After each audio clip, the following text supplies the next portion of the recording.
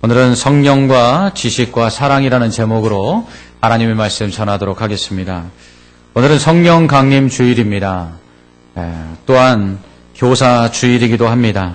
성령과 교사는 아주 밀접한 관계를 갖고 있습니다. 왜냐하면 성령은 우리를 가르치시는 교사이기 때문입니다. 부활하신 예수님께서 승천하신 후에 보혜사 성령을 보내주시겠다고 약속하십니다. 예수님께서 승천하신 후 120명의 성도들은 약속하신 그 성령을 받기 위해서 다락방에 모여서 열심히 기도합니다. 6월절이 지나고 50일째 되는 오순절에 약속하신 성령이 강하게 임재합니다. 각 사람의 머리 위에 불꽃처럼 성령의 형상이 임하고 바람과 같은, 강한 바람과 같은 소리가 들려왔습니다. 이렇게 성령을 받자 무서움 속에서 두려워 떨던 제자들과 성도들은 밖으로 나가서 십자가에 달려 돌아가신 예수 그리스도께서 우리의 구원자이시고 그분이 3일 만에 다시 부활하셔서 우리에게 부활의 첫 열매가 되셨다고 증거합니다. 이로 인해서 핍박을 받게 되지만 그러나 그들은 전혀 개의치 않습니다. 이렇게 성령을 받은 제자들의 복음 전파로 인해 수많은 사람들이 예수님을 믿게 되고 초대 예루살렘 교회가 그로 말미암아 세워지게 됩니다.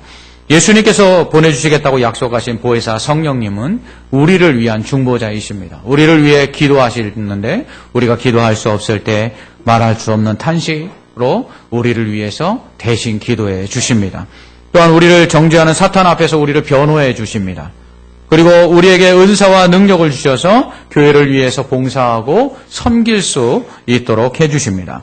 나아가 우리로 말씀을 깨닫게 하시는 스승이 되십니다. 요한 1서 2장 27절은 이렇게 말씀합니다. 너희는 주께 받은 바 기름 부음이 너희 안에 거하나니 아무도 너희를 가르칠 필요가 없고 오직 그의 기름 부음이 모든 것을 너희에게 가르치며 또 참되고 거짓이 없으니 너희를 가르치신 그대로 주 안에 거하라. 아멘. 이렇게 말씀합니다. 여기서 기름 부음이라는 것은 성령을 받는 것입니다. 성령의 임재와 충만을 의미하는 것이죠. 그러므로 요한일서 2장 27절은 이렇게 말할 수 있습니다. 너희는 주께서 주신 바 성령이 너희 안에 거하나니 아무도 너희를 가르칠 필요가 없고 오직 주의 성령이 모든 것을 너희에게 가르치며 또 참되고 거짓이 없으니 너희를 성령이 가르치신 그대로 주 안에 거하라. 아멘. 이렇게 말할 수 있는 것이죠. 이처럼 성령은 우리에게 기름 부음처럼 부어주신 바 되어 우리 안에 임재하고 우리 안에 충만하여서 우리가 하나님의 말씀을 또한 알게 하시고 또 깨닫게 하시고 또 그것을 지킬 수 있도록 우리를 가르치시는 스승이요 교사가 되십니다. 먼저 성령은 우리에게 예수 그리스도가 누구신지를 가르쳐 주십니다. 고린도전서 12장 3절에서 바울은 성령으로 아니하고는 누구든지 예수를 주시라 할 수 없다 이렇게 말합니다. 예수 그리스도를 통한 구원은 감춰진 비밀입니다. 이것은 하나님께서 깨닫게 하시는 자만이 알 수 있는 하나님의 계시입니다. 그러므로 듣는다고 다 깨닫는 것이 아닙니다. 들어도 깨닫지 못하는 사람들이 있습니다. 오직 성령께서 예수 그리스도가 누구신지를 가르쳐 주시고 깨닫게 하시는 자만이 알 수 있는 비밀이 바로 이 복음입니다. 그러므로 성령은 하나님께서 구원하시기로 선택하시고 예정하신 자들에게 선물로 부어주십니다.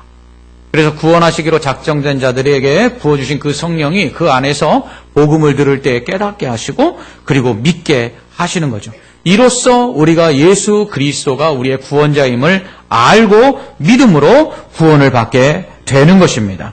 이처럼 예수 그리스도가 구원자이심을 우리에게 가르쳐 주시고 또 깨닫게 하시고 이것을 믿음으로 구원을 주시는 바로 구원의 스승이 바로 성령님이신 것이죠. 둘째로 성령은 우리가 죄인임을 깨닫게 하십니다. 성령은 우리를 대신해서 예수님이 십자가에 죽으셨다라는 것을 우리에게 알게 하시죠. 우리의 죄가 예수를 십자가에 못 박혀 죽일 만큼 그만큼 크고 악하다는 것을 우리에게 깨닫게 하십니다.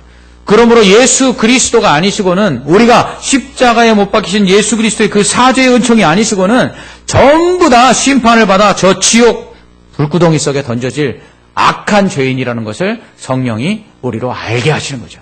그래서 이 죄에서 우리가 용서를 받고 구원받을 수 있는 길은 오직 예수 그리스도를 믿는 길밖에 없다는 것을 우리에게 가르쳐 주셔서 그 예수 그리스도를 믿음으로 우리가 구원을 얻게 하는 것입니다. 그렇기 때문에 우리가 예수님을 믿을 때 왜 회개하며 눈물 흘리며 우리의 죄를 고백합니까?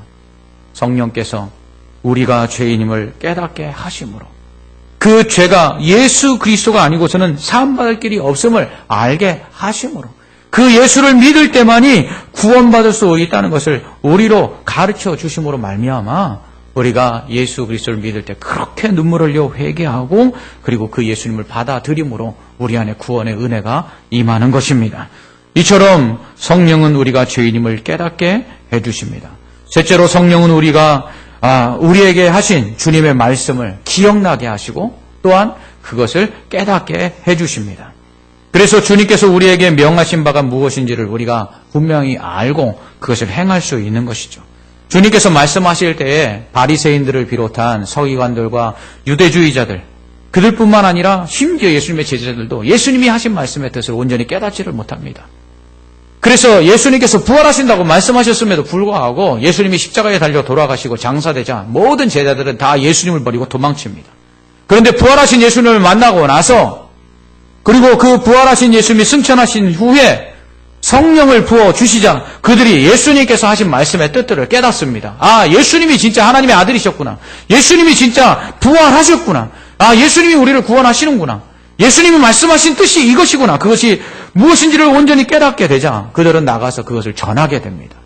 이처럼 성령은 우리에게 하나님의 진리의 말씀을 깨닫고 분별할 수 있게 하시고 그 의미가 무엇인지를 알게 하시는 스승이십니다.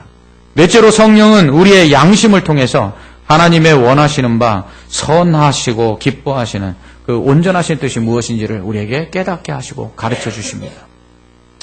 우리 속에는 선을 행하고자 원하는 이 마음이 있습니다. 그런데 또 동시에 원치 않는 바 악을 행하고자 하는 이 육체의 정욕, 죄의 소욕이 함께 공존하고 있습니다. 그래서 이 둘이 우리 안에서 싸우지요. 이때 성령이 우리 안에 임하시면 우리의 그 육체의 소욕을 따라 죄를 행하려고 하는 우리의 마음의 양심을 통해서 그것들을 분별할 수 있는 지혜를 주십니다. 그래서 성령이 우리의 양심을 통해서 악이 무엇인지를 알도록 가르쳐 주시고 그래서 성령이 양심을 통해 말씀하시는 바 하나님의 선하신 뜻을 우리로 알아 그것을 행하게 도와주시는 것입니다. 여러분 사실 우리가 죄가 무엇인지 몰라서 죄를 짓는 사람은 없습니다. 죄인지 다 압니다. 그런데도 불구하고 우리 안에 죄의 소욕을 따라 행하고자 하는 육체의 정욕이 이 하나님의 말씀에 순종하여 선을 행하도록 하는 이 성령의 소욕을 이기기 때문에 날마다 넘어지는 것이죠. 그러므로 성령의 충만함을 얻어서 성령께서 양심을 통해서 우리에게 하시는 그 말씀에 따라서 순종할 때만 우리는 하나님의 뜻을 이룰 수 있는 것입니다. 이를 통해서 성령의 열매를 맺게 되는 것이죠. 성령의 열매는 사랑과 희락과 화평과 오래 참음과 자비와 양성과 충성과 온유와 절제, 곧 그리스도를 통해서 우리에게 보여주셨던 그 인격이 바로 성령의 열매로 우리 안에 나타나는 것입니다. 그래서 성령이 충만하면 우리가 그리스도를 본받는 사람으로서 온전한 그리스도의 사람처럼 그리스도의 제자가 되어서 예수님이 보여주신 그 인격적인 삶을 우리의 삶 속에서 보여줄 수 있는 것이죠. 이처럼 성령은 우리에게 하나님이 기뻐하시고 선하신 그 온전하신 뜻이 무엇인지를 양심을 통해서 깨닫게 하시고 알게 하십니다. 그리고 그것을 행할 수 있도록 도와주시죠. 그러므로 성령이 없이는 우리는 그리스도의 사람이라 말할 수 없고 예수 그리스도를 본받는 제자의 삶을 살 수가 없는 것입니다. 마지막으로 성령은 우리에게 능력을 주사 능히 하나님께서 맡기신 사명을 감당하게 하십니다. 성령께서 우리에게 주시는 능력이 바로 은사입니다. 성령은 이러한 은사들을 우리에게 주셔서 하나님의 몸된 교회, 그리스도의 몸된 교회를 섬겨 아름답게 세워나가도록 하는 것이죠. 사도 바울은 이러한 성령의 은사 중에 가장 큰 은사가 뭐냐? 그건 바로 사랑이라고 말합니다. 그러므로 성령께서 하나님의 말씀을 깨닫게 하시고 또 하나님의 선하신 뜻이 무엇인지를 분별할 수 있게 하실 때 우리가 그것을 통해서 우리가 행해야 될 바, 성령의 열매 중에 가장 아름다운 열매는 바로 사랑이라는 것입니다. 아무리 천사의 말과 같은 방언을 하고 그리고 예언을 한다 할지라도 사랑이 없으면 한낱 소리 나는 구리와 울리는 꽹과리처럼 시끄러운 잡소리에 불과하다는 것입니다. 사랑이 없으면 아무것도 아니라는 것이죠. 그러므로 성령이 우리 안에 임하시면 우리가 성령의 사람이 됩니다. 로마서 8장에서 성령이 없으면 그리스도의 사람이 아니라고 바울은 단언합니다. 그러므로 성령이 우리 안에 임하여 예수 그리스도를 본받아서 성령의 열매를 맺어 그리스도의 인격을 나타낼 때에 그때에 비로소 우리가 진정한 그리스도인이라는 것입니다. 믿는다고 말만 하는 것이 아니라 그 믿음으로 말미암아 성령의 열매, 사랑과 희락과 화평과 오래 참음과 자비와 양성과 충성과 온유의 이 아름다운 그리스도의 그 인격을 닮아낼 때에 그때 우리가 진짜 그리스도인이다 말할 수 있는 것이고 우리를 통해 사람들이 하나님께 영광을 돌리며 예수 그리스도를 믿고 구원을 받을 수 있다라는 것입니다. 그래서 성령이 없이는 구원도 없습니다. 성령이 없이는 그리스도의 제자가 될 수 없습니다. 성령이 없이는 그리스도의 몸된 교회가 될 수가 없습니다. 그래서 성령을 구원의 영이요, 하나님의 영이요, 그리스도의 영이라 부를 뿐만 아니라 증거의 영이요, 가르치는 영이요, 교회의 영이라 이렇게 말하는 것입니다. 그러므로 특별히 하나님의 말씀을 가르치고 전하는 목사나 교사, 성령에 충만해야 합니다. 먼저 성령 충만하여서 하나님의 말씀을 올바로 깨닫고 가르치는 자들에게 그 그리스도의 그 아름다운 삶의 모습들을 본을 보일 수 있도록 실천하는 자들이 되어야 합니다. 그러기 위해서는 성령의 도우심과 역사하심이 없이는 불가능합니다.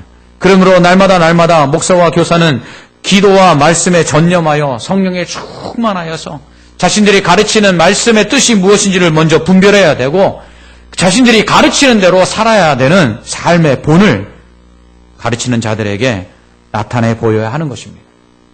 부모들도 마찬가지입니다.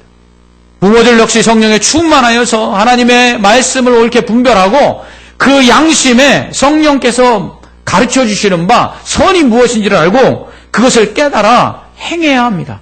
그럴 때 우리의 자녀들이 우리의 부모들을 보고 하나님의 말씀이 무엇인지 그리고 그 말씀대로 사는 것이 무엇인지를 알고 그리스도의 아름다운 삶을 본받아 사랑과 섬김의 사람들이 될 수 있는 것이죠. 그러므로 다음 세대에게 믿음을 갖고 하나님이 주신 사명을 감당할 수 있도록 온전한 그리스도의 사람으로 살도록 만들기 위해서는 목사와 교사 그리고 부모가 먼저 성령의 사람이 되어야 합니다. 성령에 충만해야 합니다. 말씀을 깨달아야 합니다.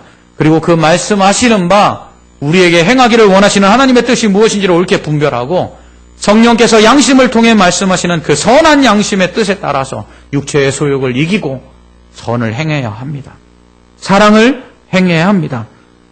그럴 때 우리를 통해서 우리가 가르치는 자들과 우리의 자녀들이 하나님의 사람, 그리스도의 사람, 구원받은 사람으로서 하나님의 영광을 나타내게 될 줄 믿습니다.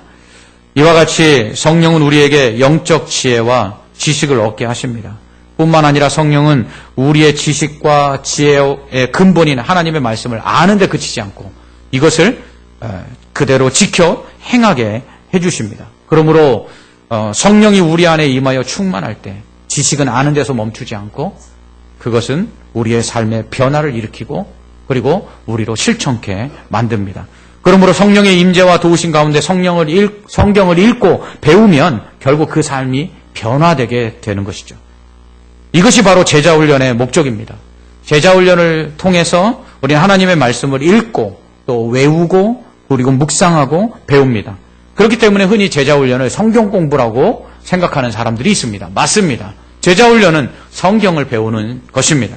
그런데 성령이 함께 하셔서 그 배운 바 성경 말씀이 우리 안에서 우리가 행할 바 하나님의 규율과 법이 되게 하시고 그리고 그 말씀을 깨달음으로 말미암아 우리 안에 더 큰 믿음을 허락해 주실 뿐만 아니라 우리가 배운 바 그 말씀을 실천할 수 있도록 역사하심으로 우리 안에서 변화가 일어나는 것입니다. 그 그러므로 제자 훈련을 받으면 지식에만 풍요로운 사람이 되는 것이 아니라 삶의 변화들이 일어나게 되는 것이죠. 그 이유는 바로 성령이 역사하기 때문입니다. 이러한 성령의 가르침을 통해서 우리가 얻은 지식을 아는데 그치지 않고 그 지식을 실천해야 하는데 그 실천의 결과는 바로 사랑이어야 한다는 것입니다. 왜냐하면 성경 말씀에 대한 지식과 깨달음은 우리를 예수 그리스도를 본받아 사랑과 섬김의 삶을 살게 하는 것이 목적이기 때문입니다. 그러므로 하나님의 말씀을 깨달아 알면 알수록 우리에게는 지식만 풍성해지는 것이 아니라 사랑의 실천이 더 풍성하게 나타나야 하는 것이죠. 바울은 오늘 본문인 고린도전서 8장에서 우상의 재물에 대한 지식에 대해서 말하면서 이러한 지식이 결국 사랑으로 나타나야 된다 말하고 있습니다. 바울은 먼저 지식의 위험성을 경고합니다. 지식은 교만하게 한다고 1절에서 말합니다. 많은 것을 배우고 많은 것을 안다는 것, 그것은 다른 사람에 대한 우월의식을 갖기에 충분합니다. 이것은 영적인 지식도 마찬가지입니다. 성경 말씀을 많이 알고 깨닫게 되면 우선 자랑과 교만이 생기기 쉽습니다. 그런데 자신이 가진 지식으로 인해 교만해지면 그것은 제대로 아는 것이 아니라고 바울은 말합니다. 2절에서 바울은 만일 누구든지 무엇을 아는 줄로 생각하면서 그 아는 것을 실천하지 아니하면 아직도 마땅히 알 것을 알지 못하는 것이요 라고 말합니다. 그저 지식만 있고 겸손함이 없는 사람, 지식만 있고 실천하지 않는 사람, 그것은 아는 지식이 있는 사람이 아니라는 것입니다. 어리석은 자라는 것이죠. 그러므로 지식에는 사랑이 있어야 합니다. 이것이 덕을 세운다고 말합니다. 덕이란 공정하고 또 남을 넓게 이해하고 받아들이는 마음이나 행동을 의미합니다. 그러므로 지식은 다른 사람을 용납하고 또 다른 사람을 포용하고 유익해 하는데 사용돼야 합니다. 그러기 위해서는 사랑이 필요하죠. 지식에 사랑이 있어야 다른 사람을 용납하고 포용하며 유익해 할 수 있기 때문입니다. 바울은 우상의 재물에 대한 지식을 예로 들어 이것을 설명합니다. 먼저 우상은 세상에 아무것도 아니며 오직 하나님 한 분만 신이라는 것을 아는 것, 이거 올바른 지식이라고 말합니다. 세상에는 신이라 불리는 많은 우상들이 있으나 참신은 오직 하나님 한 분뿐이십니다. 하나님이 세상을 창조하셨고 예수 그리스도로 말미암아 만물이 존재합니다. 그러므로 우상을 섬겨서는 안 되고 우상에게 제물을 바쳐서도 안 됩니다. 하지만 우상은 아무것도 아니므로 우상에게 바친 제물의 고기 먹는 것 또한 아무것도 아닙니다. 그러므로 이러한 지식이 있어서 우상의 제물을 먹는 것 아무 문제가 되지 않는다는 것이에요. 그러나 이러한 지식을 모두가 가지고 있지는 않습니다. 7절에서 바울은 그러나 이 지식은 모든 사람에게 있는 것이 아니므로 라고 말합니다.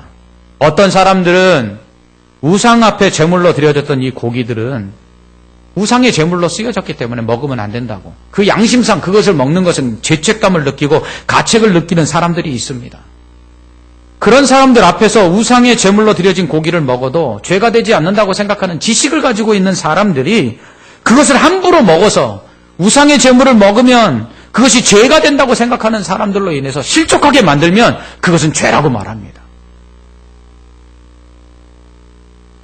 그러므로 지식은 자랑할 것이 못될 뿐만 아니라 지식은 다른 사람을 이해하고 그 사람으로 실족하지 않도록 그 사람을 사랑하는데 사용해야 한다라는 것입니다. 바울은 말합니다. 우상의 제물로 드려진 고기를 먹는 사람이나 우상의 제물로 드려진 고기를 먹지 않는 사람이나 구원받는 데는 아무 문제가 없다. 이 지식은 구원과는 아무 상관이 없다. 그러나 이러한 지식이 지식적인 차이를 가지고 있는 사람들을 사랑하지 못하고 용납하지 못하는데 사용된다면 차라리 그 지식은 없는 만 못하다.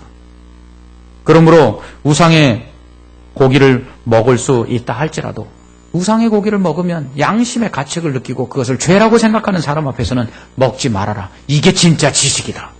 바울은 이렇게 이야기하고 있는 것입니다. 그러므로 중요한 것은 지식을 가지고 있느냐가 아니라 그 지식을 바탕으로 어떻게 행동하느냐, 이게 더 중요하다는 것입니다. 우상이 아무것도 아니고 또 우상의 제물 역시 아무것도 아니게 먹을 수 있다고 이러한 지식을 가지고 있는 사람이라 할지라도 양심상 그 우상 앞에 드려진 제물인 줄 알면 그 고기를 먹을 수 없는 이 지식을 가진 사람 앞에서 그것을 안 먹음으로써 그 우상의 재물을 먹지 못하는 지식을 갖는 이 사람을 사랑하여서 그 사람 앞에서 그렇게 행동하는 것, 이게 진짜 지식이라는 거예요. 그러므로 우리가 가진 지식이 만약 다른 사람을 실족해 한다면 그것은 지식이 아닙니다. 그것은 어리석은 것이요, 그것은 잘못된 행동이며 더 나아가서 죄라고 바울은 설명하고 있습니다. 그러므로 나의 지식이 우상의 제물로 드려진 고기를 양심상 거리낌없이 먹을 수 있다 할지라도 양심상 우상의 제물로 드려진 고기를 먹을 수 없는 사람 앞에서 안 먹는 것, 이게 진짜 지식이요, 이게 진짜 사랑이요, 이게 진짜 믿음이라는 것입니다. 왜냐하면 진짜 지식은 사람을 낙심시키거나 실족해 하는 것이 아니라 사람을 살리고 기쁘게 만들기 때문입니다. 하나님의 말씀은 우리를 살리는 것 아닙니까? 하나님의 말씀은 우리를 기쁘게 합니다. 하나님의 말씀은 우리에게 소망을 줍니다. 그런 하나님의 말씀의 지식을 가지고 있는 자들이 어찌 사람을 슬프게 만들고 낙심하게 만들고 절망하게 만들 수 있겠습니까? 우리가 가진 하나님의 지식이 어찌 사람을 죽이고 낙심시키고 넘어뜨리는데 사용될 수 있습니까? 그럴 수 없다는 거죠. 그것은 진짜 지식이 아니라는 것입니다. 내가 가진 지식과 그로 인한 행동이 다른 사람들, 특별히 연약한 사람들을 살리고 다시금 회복시키고 그 사람들을 일으켜 세울 때 그게 진짜 진리요, 그것이 진리를 아는 진정한 지식이요, 그것이 하나님의 말씀이라고 바울은 우리에게 이야기합니다. 그러므로 우리가 가진 지식은 연약한 자들을 회복시키고 연약한 자들을 일으켜 세우고 힘과 용기를 주고 평안과 기쁨을 누릴 수 있도록 만들어 주어야 하는 것입니다. 그러므로 우리의 지식이 다른 사람을 사랑하는 실천으로 나타낼 때만 그것이 참 지식이요, 성령께서 우리에게 깨닫게 하신 진리입니다. 그래서 베드로후서 1장 5절로 7절에서 베드로는 이렇게 말합니다. 그러므로 너희가 더욱 힘써 너희 믿음의 덕의 지식을, 지식의 절제를, 절제의 인내를, 인내의 경건을, 경건의 형제 우애를, 형제 우애의 사랑을 더하라, 이렇게 말합니다. 이처럼 믿음의 다른 사람을 이해하고 용납하는 덕을, 인격을 갖고, 그리고 여기에 지식이 더해져서 그것이 형제를 사랑하고 또 이웃을 사랑할 때 이게 진짜 지식이라는 거죠. 이게 진짜 믿음이라는 것입니다. 야고보는 성도들에게 위로부터 난 지혜, 곧 성령을 통해서 깨닫는 지혜가 있어야 된다고 말합니다. 야고보서 3장 13절은 너희 중에 지혜와 총명이 있는 자가 누구냐? 그는 선행으로 말미암아 지혜의 온유함으로 그 행함을 보일지니라 라고 말합니다. 야고보서 3장 17절로 18절은 오직 위로부터 난 지혜는 첫째 성결하고 다음에 화평하고 관용하고 양순하며 긍휼과 선한 열매가 가득하고 편견과 거짓이 없나니 화평케 하는 자들은 화평으로 심어 의의 열매를 거두느니라. 아멘.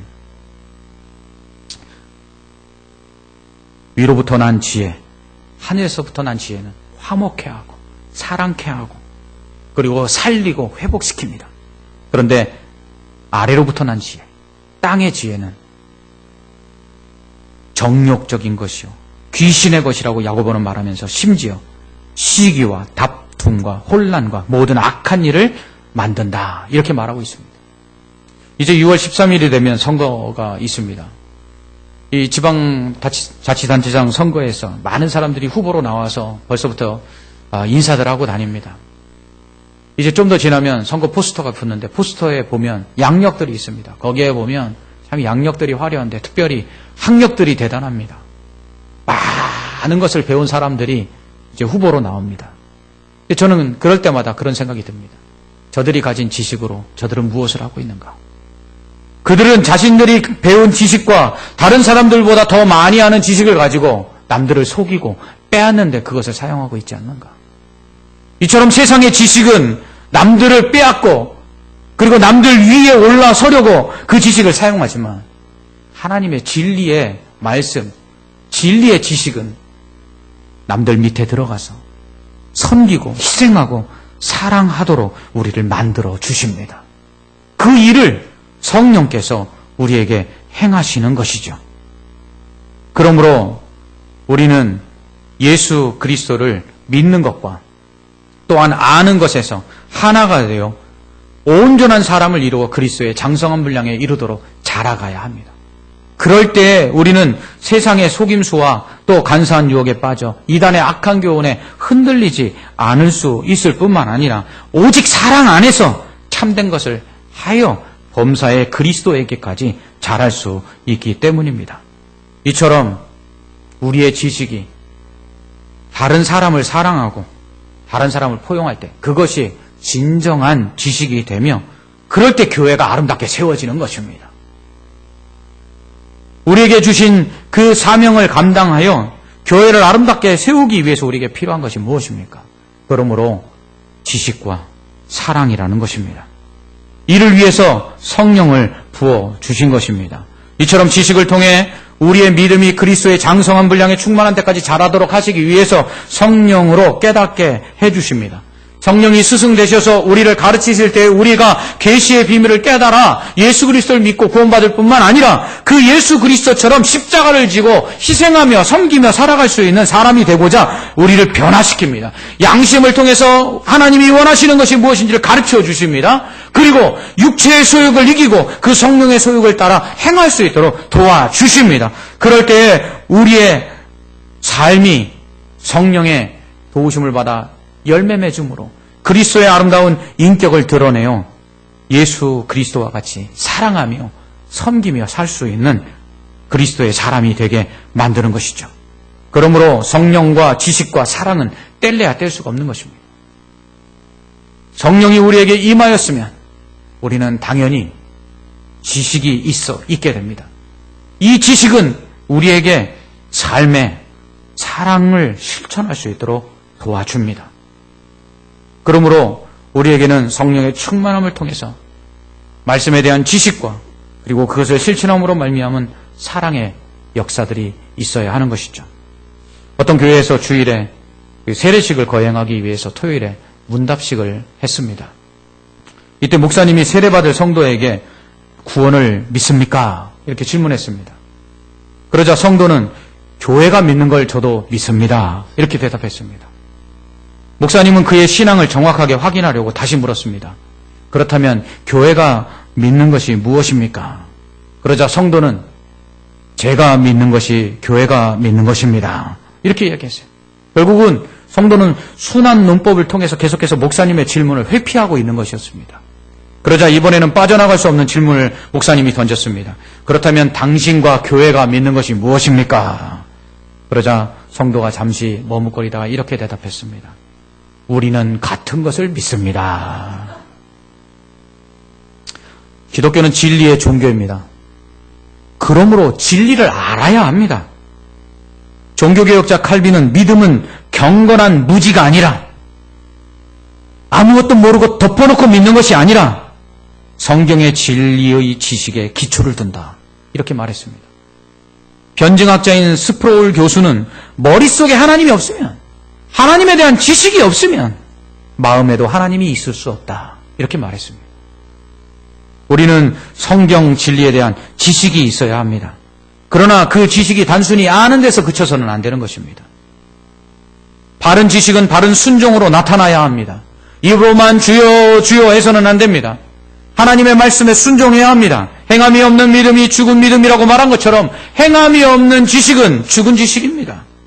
믿음을 가진 그리스도인이 행해야 하는 행동은 뭐니 해도 사랑입니다. 그러므로 사랑이 없으면 아무것도 아니듯 사랑의 행함이 없는 믿음, 사랑의 행함이 없는 지식, 그거 아무것도 아닙니다.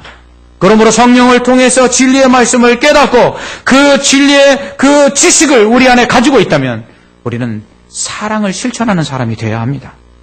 성령을 통해 우리가 얻은 지식은 우리를 교만케 하는 것이 아니라 겸손케 만들어서 그리스도를 본받아 사랑을 실천하게 해야 합니다.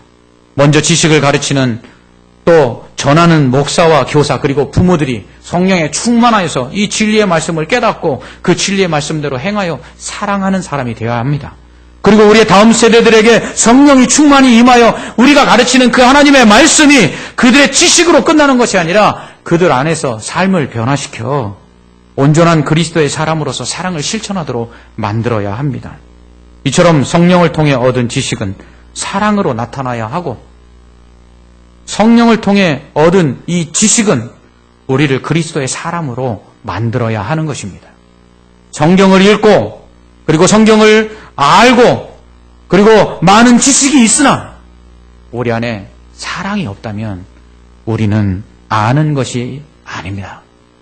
우리의 아는 지식은 결국 그리스도를 본받아 사랑을 실천하는 사람이 될 때에 우리는 진정으로 아는 자요 지혜로운 자임을 믿습니다. 기도하겠습니다.